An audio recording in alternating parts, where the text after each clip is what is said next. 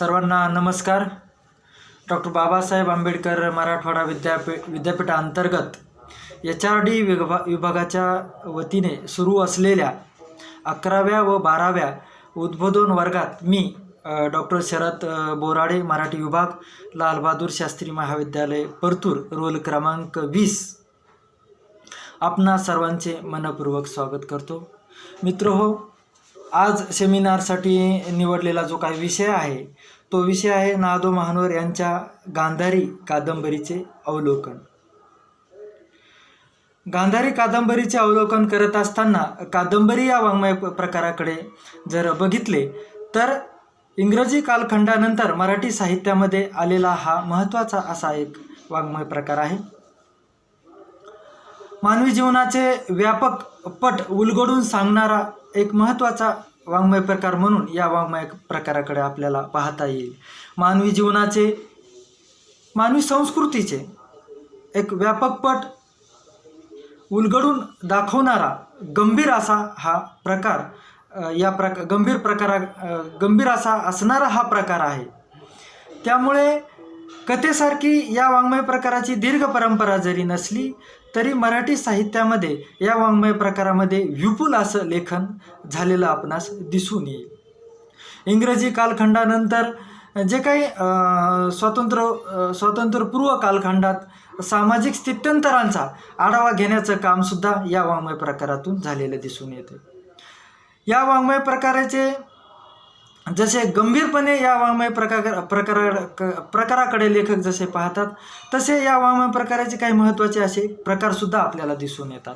त्यामध्ये ऐतिहासिक कादंबरी, संज्ञाप्रवाही कादंबरी, त्यानंतर वास्तववादी कादंबरी, सामाजिक कादंबरी, अलीकडे साठोत्तरी कालखंडामध्ये स्त्रीवादी कादंबरी, दलित कादंबरी, आदिवासी कादंबरी, ग्रामीण कादंबरी, हे अभ्यासाच्या सोयीसाठी हे आपण केलेले प्रकार आहेत. हे जरी असलं तरी एका कालखंडाचा विशेष अभ्यास करण्यासाठी, एखाद्या संस्कृतीचा अभ्यास करण्यासाठी, एखाद्या भाषेचा अभ्यास करण्यासाठी त्या काळातले प्रश्न, त्या काळातली बोली, त्या काळातल्या प्रवृत्ती, त्या काळात निर्माण झालेले विविध कंगोरे प्रश्न याचा अभ्यास करण्यासाठी कादंबरी हा वाङ्मय प्रकार फार महत्त्वाचा आहे. विविध घटना, प्रसंग यांची रेलचेल असलेला हा वाङ्मय प्रकार आहे. म्हणून या वाङ्मय प्रकाराकडे प्रत्येक लेखकानं एक गंभीर लेखन म्हणूनच पाहिलेलं आहे. जीवनवादी साहित्य प्रकार म्हणून या वाङ्मय प्रकाराकडे ज्या लेखकांनी पाहिलेले आहे त्या लेखकांनी एक व्यापक पट आपल्या कादंबरीच्या माध्यमातून उलगडून दाखवलेला आहे. ना. दो. महानोर यांनी कादंबरी वाङ्मय प्रकारात विपुल लेखन जरी केलं नसलं तरी गांधारीसारखी महत्त्वाची ग्रामीण साहित्यात दस्तऐवज होईल किंवा दस्तऐवज म्हणावे अशी महत्त्वाची कादंबरी साठोत्तरी कालखंडानंतर त्यांच्या हातून लिहून झालेली आहे. स्वातंत्र्यपूर्व कालखंडात मराठवाडा हा विभाग निजामी राजवटीच्या अंमलाखाली असलेला मराठवाड्याची झालेली जी काही एक वाताहत आहे, मराठवाड्याचं झालेलं एक जे काही अतोनात नुकसान आहे, स्वातंत्र्यपूर्व कालखंडाच्या अगोदर निजामी राजवटीचं एक चित्र या कादंबरीतून येतो. तसंच स्वातंत्र्याच्या नंतर 25 वर्षानंतर ही कादंबरी आलेली आहे. म्हणजे 1972ला आलेली ही महत्त्वाची ग्रामीण साहित्यातली महत्त्वाची अशी कादंबरी आहे. परंतु ही कादंबरी लिहित असताना लेखकासमोर एक कालपट असतो. या कादंबरीचा जो काही कालपट आहे किंवा जी काही मध्यवर्ती जी भूमिका आहे लेखकाची, ती भूमिका अशी आहे की स्वातंत्र्यपूर्व कालखंडाच्या अगोदरचा जो एक काळ आहे, म्हणजे अर्थात निजामी राजवटीचा जो काही काळ आहे आणि त्या राजवटीचे जे काही एकूण गाव पातळीवर किंवा ग्रामीण भागाचं जे काही झालेलं जे काही जे काही नुकसान आहे, ग्रामीण भागातली झालेली जी काही पडझड आहे, त्या पडझडीचं चित्रण या कादंबरीच्या माध्यमातून लेखकांनी उभा आडवा छेद घेऊन केलेला आहे. मग सांगायचा मुद्दा, ना. दो. महानोर यांनी या कादंबरीचा जो काही कालपट उभा केलेला आहे तो कालपट आहे स्वातंत्र्यपूर्व कालखंडात निजामी राजवटीचा आणि स्वातंत्र्याच्या नंतरच्या 25 वर्षाच्या काळाचा हा कालपट आहे. मग स्वातंत्र्यपूर्व कालखंडात निजामी राजवट ही तर जुलमी राजवट होती. ह्या राजवटीनं इथलच्या शेतकऱ्यांचं, इथलच्या स्त्रियांचं, इथलच्या व्यापाऱ्यांचं अतोनात नुकसान केलेलं आहे. त्यामुळं विकासाच्या प्रक्रियेत मागे पडलेला हा मराठवाडा या कादंबरीच्या माध्यमातून दिसून येतो. परंतु विकासाला आड येणारी जी काही महत्त्वाची प्रवृत्ती आहे, त्या प्रवृत्तीचा सुद्धा शोध या कादंबरीच्या माध्यमातून ना. धों महानोर यांनी आपल्याला घेतलेला दिसून येतो. ना. धों महानोर ज्या कालखंडात लेखन करतात त्या कालखंडाचा सुद्धा आपल्याला या कादंबरीच्या अनुषंगानं विचार करावा लागणार. ना. धों महानोर हे साठोत्तरी कालखंडातील ग्रामीण साहित्यामधले महत्त्वाचे लेखक म्हणून आपणास सांगता येईल.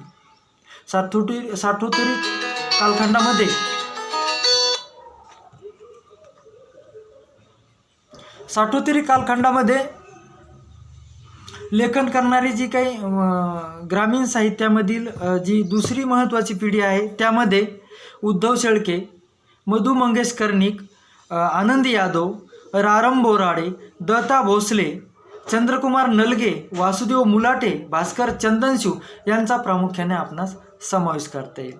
या पिढीचा विचार केला तर मध्यम निम्न मध्यम वर्गातून पुढे येऊन शिक्षण घेतलेली आणि ग्रामीण जीवन स्वतः अनुभवलेली, वास्तव भोगलेली ही पिढी आहे. त्यामुळे यांच्या लेखनातून आलेले ग्रामीण जीवन वास्तवतेला भिडणारे आहे, त्यातील बारकावे टिपणारे आहे. ग्रामीण जीवनाचा उभा आडवा व्यापक पट यांच्या साहित्यातून मुखरित होतो.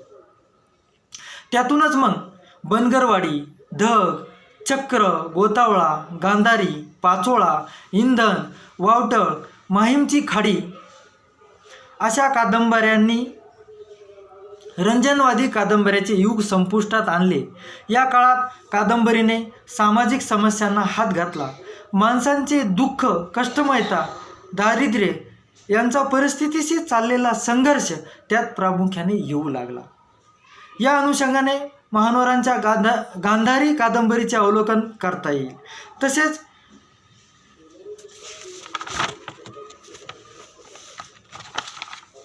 तसेच विविध वाङ्मयीन चळवळीचा त्यातून निर्माण होणाऱ्या साहित्याचा काळ म्हणूनही या काळाकडे पाहता येईल.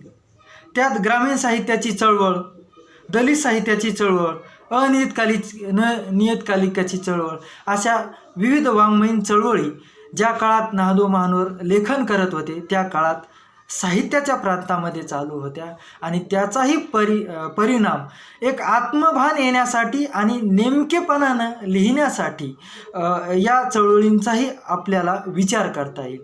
म्हणजे एखादा लेखक ज्यावेळेस एखाद्या साहित्य प्रकारात लेखन करतो त्यावेळेस त्याच्या अवतीभोवती जे काही वाङ्मयीन पर्यावरण असते त्या पर्यावरणाचा सुद्धा त्या लेखकावर त्या लेखकाच्या लेखनावर परिणाम होत असतो. म्हणजे थोडक्यात सांगायचं म्हणजे स्वातंत्र्य होऊन काही दिवसच झाली होती आणि म्हणजे स्वातंत्र्याचा एक भ्रमनिरास होता. म्हणजे कुठलं स्वातंत्र्य, या स्वातंत्र्यात कोणता विकास आहे, कोणत्या गावखेड्यांचा विकास आहे, या प्रश्नांचा ना. धों महानोरांना शोध घ्यायचा होता. म्हणजे अशा विविध घटकातून त्यांना शोध घ्यायचा होता. त्याची उत्तरं अनुत्तरित होती आणि मी जे पाहतोय, मी ते निरीक्षण करतोय ते तर साहित्यात कुठं दिसत नाही आहे. मग त्यांना मुखरित करण्यासाठी, त्याला अधोरेखित करण्यासाठी लेखक कुठल्या तरी एका वाङ्मय प्रकारातून व्यक्त होत असतो. इथं ना. धों महानोर यांनी कादंबरी हा वाङ्मय प्रकार निवडलेला आहे. परंतु या वाङ्मय प्रकारात लेखन करत असताना अवतीभोवतीची परिस्थिती जर पाहिली तर निजामी राजवटीतही ज्या राज्यकर्त्यांनी मराठवाड्यावर निजामी राजवटीत जे काही धोरणकर्ते होते, शासनकर्ते होते, त्यांच्या राजवटीतही या भागाचं अतोनात नुकसानच झालेलं आहे. आणि स्वातंत्र्यानंतरही जो काही अपेक्षा होत्या स्वतंत्र झाल्यानंतर धोरणकर्त्याकडून आणि राज्यकर्त्याकडून त्याचाही भ्रमनिरास झालेला आहे. आणि तो भ्रमनिरास मानवी प्रवृत्तीच्या माध्यमातून शोध घेण्याचं काम ना. धों महानोर यांनी गांधारी या कादंबरीतून नेमकेपणानं घेतलेलं आपल्याला दिसून येते.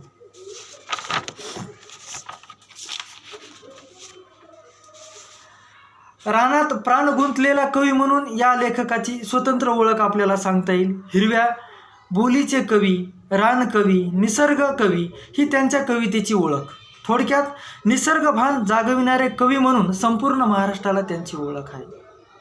ही झाली कवितेची ओळख. 1967ला रानातल्या कविता त्यांचा पहिला कविता संग्रह प्रकाशित झाला आणि 1972ला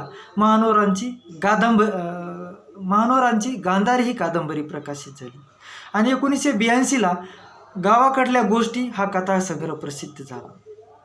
म्हणजे कवी, गीतकार, ललित लेखक, कादंबरीकार, कथाकार, प्रयोगशील शेतकरी, आमदार, शेती, साहित्य, संस्कृतीचे अभ्यासक, विविध संस्थांच्या महत्त्वाच्या जबाबदाऱ्या, अनेक पुरस्कारांचे मानकरी आदी त्यांचे विशेष सांगता येतील. या कालखंडाच्या थोडे अगोदर 17 सप्टेंबर 1948 रोजी मराठवाडा हा भूप्रदेश निजामी राजवटीतून मुक्त होऊन महाराष्ट्र राज्याचा अविभाज्य भाग झाला. ही एक महत्त्वाची घटना आपल्याला या कादंबरीच्या अनुषंगानं नोंदवता येईल. 23 ऑगस्ट 1998 रोजी औरंगाबाद येथे डॉक्टर बाबासाहेब आंबेडकर मराठवाडा विद्यापीठाची स्थापना झाली. या 2 घटनेमुळे या प्रदेशात साहित्य निर्मितीला गती मिळाली. विद्यापीठ अस्तित्वात आल्यानंतर केवळ जिल्ह्याचाच नव्हे तर तालुक्याच्या गावी देखील महाविद्यालय सुरू झाली. याचा एक परिणाम म्हणून ग्रामीण भागातल्या समाजातल्या विविध स्तरापर्यंत शिक्षणाची ओल पाझरत गेली. त्यामुळे येथे साहित्य निर्मितीचे वेगवेगळे प्रकार पुढे आले. 1973ला कादंबरीचे प्रकाशन म्हणजे देशाला स्वातंत्र्य मिळून 25 वर्ष झालेली. स्वातंत्र्याचा लेखाजोखा एकूण घटकाच्या माध्यमातून गांधारीतून लेखकाने मांडलेला आहे. म्हणजे कालचे आणि आजचे निजाम आणि त्यांची प्रवृत्ती याचा शोध ही कादंबरी घेते. म्हणजे निजाम ही प्रवृत्ती आहे, या प्रवृत्तीला कुठलाच विकास नको आहे. आलं का लक्षात? या प्रवृत्तीला विकास नको आहे आणि या निजामी प्रवृत्तीमुळं या मराठवाड्यात एका गावचं जरी चित्र असलं तरी ते सामूहिक पातळीवरचं चित्र आहे. ते प्रत्येक खेड्याला लागू होणारं चित्र आहे. म्हणजे महाभारतातल्या गांधारीची जशी शोकांतिका झालेली आहे विकासाच्या बाबतीत, तशी गांधारी या खेड्याची एक सर्वच घटकांच्या अनुषंगानं झालेला जो काही पराभव आहे, विकासाच्या बाबतीत झालेला जो काही पराभव आहे आणि त्याचे दूरगामी झालेले जे काही परिणाम आहेत, ते परिणाम दोन्ही कालखंडात म्हणजे निजामी राजवटीच्याही कालखंडात आणि स्वातंत्र्याच्या नंतरच्याही कालखंडात जे काही गावखेड्याचं झालेलं नुकसान आहे, जी काही पडझड झालेलं आहे, विकासाचा थांबलेला जे काही घोडदौड आहे, ह्या सगळ्या थांबलेल्या घोडदौडीचं चित्र ना. दो. मानवर यांनी गांधारी कादंबरीतून आपल्याला केलेलं दिसून येते. मग कादंबरी या वाङ्मय प्रकाराचा अभ्यास करत असताना कादंबरीचे महत्त्वाचे घटकसुद्धा आपल्याला लक्षात घेणं महत्त्वाचं आहे. कादंबरीमध्ये कथानक नावाचा एक घटक असतो.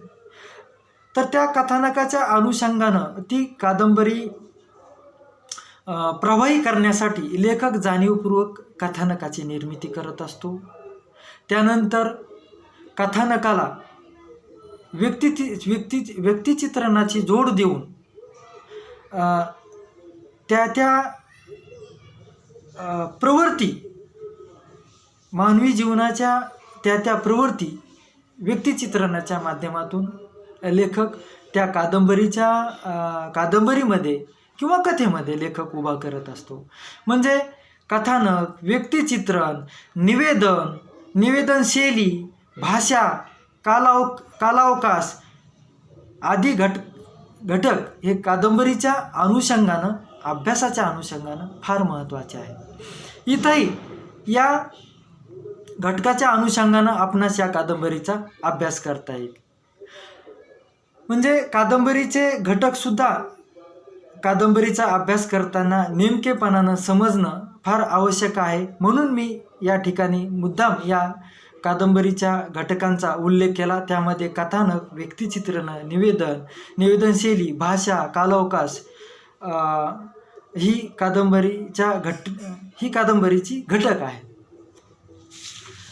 तर अलीकडं साहित्य अकादमी पुरस्कार कादंबरीकार कृष्णात खोत कादंबरी या वाङ्मय प्रकाराकडं कसे बघतात किंवा त्यांचे कादंबरी या वाङ्मय प्रकाराबद्दलचं असलेलं जे काही मत आहे मला फार महत्त्वाचं वाटतंय, इथं सांगणं फार महत्त्वाचं वाटतंय. ते असं म्हणतात, कादंबरी हा निव्वळ वास्तवाची नव्हे तर अस्तित्वाची तपासणी करणारा श्रेष्ठ साहित्य प्रकार आहे आणि कादंबरीकार हा मानवी अस्तित्वाचा नकाशा तयार करत त्याच्या शक्यतांचा शोध घेणारा शोधक आहे.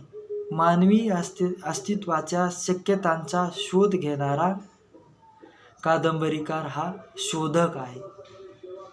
मग या मानवी अस्तित्वाचा शोध घेण्याचं काम सुद्धा गांधारी कादंबरीच्या माध्यमातून ना.दो. महानोर यांनी केलेलं आहे. आणि इथं या लेखकाचं मतसुद्धा मला फार महत्त्वाचं वाटते की मानवी अस्तित्वाच्या शक्यतांचा शोध या वाङ्मय प्रकारातून फार नेमकेपणानं आणि वास्तवतेनं घेता येतो. हे ना.दो. महानोर यांच्या कादंबरीचा अभ्यास केल्यानंतर नेमकेपणानं लक्षात येते. गांधारी एका काळाच्या अस्तित्वाचा दडून बसलेल्या गावची कथा आहे. गांधारी एका काळाच्या अस्तित्वात दडून बसलेल्या गावची कथा आहे. एकूण 7 प्रकरणातून या 2 काळाचा अर्थात निजामी राजवटीचा व नंतरच्या स्वातंत्र्याचा पट या प्रकरणातून ना.दो. महानोर घेतात. मग गाव पातळीवर मानवी विकासाच्या ज्या काही संस्था आहेत त्या कशा स्वार्थाने भ्रष्टाचाराने बरबटल्या आहेत त्याचे वास्तव चित्रण. मग त्यात ग्रामपंचायत, सोसायटी, पंचायत समिती, जिल्हा बँका, भूविकास बँक, त्यात नागवला जाणारा शेतकरी, त्याची होणारी परवड, अवहेलना, त्यातून होणारे त्याचे वस्तूकरण, मूल्यांचा होणारा ऱ्हास आदी चित्रण प्रत्येकारी या कादंबरीतून ना.दो. महानोर यांनी अधोरेखित केलेले आहे. दुष्काळात होणारी कुचंबना, जप्ती करणारे अधिकारी, पहिल्या ग्रामपंचायत निवडणुकीत 2 दुर्योधन प्रवृत्तीच्या गटात झालेली निवडणूक आणि वरचढ गटाचा झालेला विजय अर्थात सरपंच झालेला जो काही जगदेव नावाचं पात्र या कादंबरीत येतं आहे. अगदी निजामी ही एक मी सुरुवातीलाच सांगितलेलं एक निजामी ही प्रवृत्ती आहे आणि ही प्रवृत्ती ही दुष्ट प्रवृत्ती आहे. दुष्ट आणि सुष्ट म्हणजे दुर्योधन ही प्रवृत्ती ही दुष्ट आहे आणि सुष्ट प्रवृत्तीवरती कशी आरूढ होते आणि दुष्टांची संख्या जिथं जिथं जास्त आहे तिथं तिथं चांगुलपणाचा जो काही झालेला जो काही ऱ्हास आहे त्या ऱ्हासाचं चित्रण अगदी वेगवेगळ्या घटकांच्या माध्यमातून ना.दो. महानोर यांनी या कादंबरीच्या माध्यमातून घेतलेला आहे. म्हणजे एक धूर्त लबाड काळेबाज माणसांच्या हातात सत्ता दिल्यानंतर एकूण गावचे होणारे नुकसान या कादंबरीच्या माध्यमातून ना.दो. महानोर यांनी केलेलं आहे.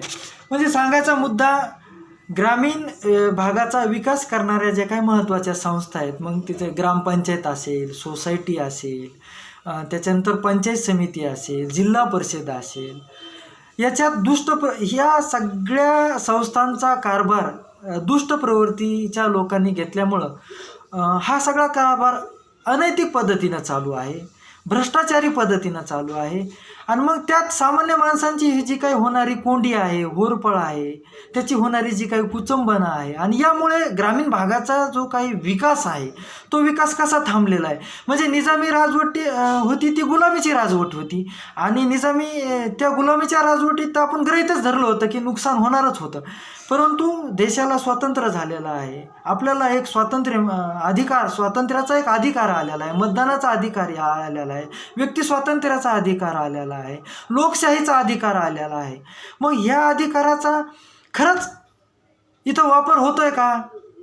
तर या कादंबरीचा अभ्यास केल्याच्या नंतर गाव पातळीवर गावचा विकास करणारे जे काही महत्त्वाचे घटक मी सांगितले अगोदर ते घटक कसे अनैतिक भ्रष्टाचारी माणसांच्या ताब्यात गेल्यामुळं गावखेड्याची झालेली जी काही पडझड आहे, नुकसान आहे आणि मग त्यात ग्रामीण भागातला नागवला जाणारा शेतकरी असेल, त्याच्यानंतर ग्रामीण भागातील स्त्रियांचं जे काही अवहेलना असेल, नुकसान असेल, म्हणजे पुरुष प्रधान संस्कृतीमध्ये स्त्रीचं दुहेरी होणारं नुकसान, म्हणजे पुरुष पुरुष प्रधान संस्कृतीमध्ये होणारं एक नुकसान आणि त्याच्यात पुन्हा स्त्री म्हणून असणारं एक नुकसान, म्हणजे अशा दुहेरी पातळीवर स्त्रीची होणारी कोंडी, ग्रामीण स्त्रियांची होणारी कोंडीसुद्धा या लेखकाने या कादंबरीच्या माध्यमातून अगदी नेमकेपणानं अधोरेखित केलेली आहे. सांगायचा मुद्दा यात स्त्री जीवनाचे अनेक कंगोरे, स्त्री सुलभ भावनांचे कंगोरे, स्त्री सुलभ प्रणयाचे कंगोरे लेखकाने अगदी वास्तवतेने अधोरेखित केलेले आहेत. या म्हणजे गाव पातळीवरच्या विकासाच्या संस्था कशा भ्रष्टाचाराने आणि अनैतिकतेने भरभटलेल्या आहेत, याचं एक उदाहरण सांगायचं म्हणजे कीर्तन नावाची गाव पातळीवर एक संस्था असते. मानवी जीवनाचा विवेक वाढवण्याचं, मानवी स्वभावाचा विवेक वाढवण्याचं काम कीर्तन संस्था करते. आत्मिक उंचीचा विकास करण्यासाठी कीर्तन परंपरा आहे. हे आपल्याला आपली एक परंपरा मोठी आहे, त्या परंपरेतून सांगितल्या जातं की ही एक आत्मिक उंची वाढवण्यासाठी असलेली ही परंपरा आहे. परंतु ही सुद्धा परंपरा किती नागवलेली आहे, किती भ्रष्ट आहे, किती अनैतिक आहे.